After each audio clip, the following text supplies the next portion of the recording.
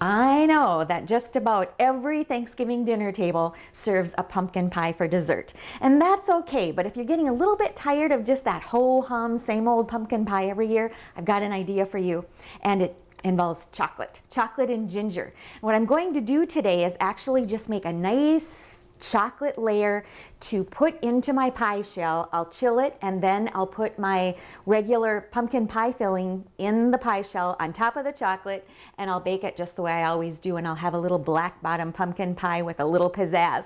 So to do it, it's really very easy. All I did to start was to take 1/3 cup of whipping cream and put it into a little sauce pot along with a teaspoon of grated fresh ginger. I brought that to a boil, and then I took it off the heat, put the top on, and I've just been letting it steep for about half an hour. Now I'm going to put it back on the heat and bring it up to a boil. And once it boils, I'll pour it over about 8 ounces of semi-sweet chocolate chips.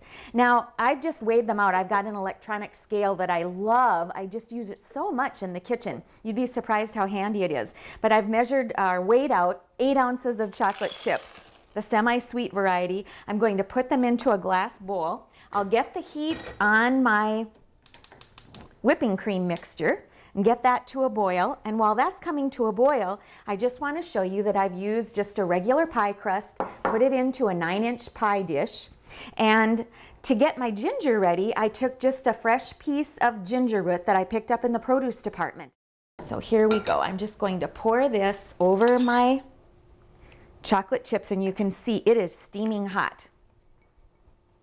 Oh, you know what I forgot to do? I meant to pour it through the strainer to catch some of those little pieces of ginger, but that's okay if you have some pieces in there. It just gives it a nice little bit of texture, but typically I would strain it through as I'm pouring it onto the chocolate chips. There we go. And now I'm just going to use my metal spoon and stir it until the chocolate is all melted. And it's a nice way to do it because you don't have to worry about scorching the chocolate on top of the cooktop. Now the chocolate is melted, my mixture is nice and smooth. I'm going to just transfer it into the bottom of my unbaked pie shell, spread it around so it coats the bottom, and then I'll put it in the refrigerator to chill for at least 10 minutes before I put my pumpkin pie filling into it, and I'll just bake it as I always do. So there you go, you'll have a pumpkin pie with pizzazz this Thanksgiving. I'm Sue Doden, and now we're cooking.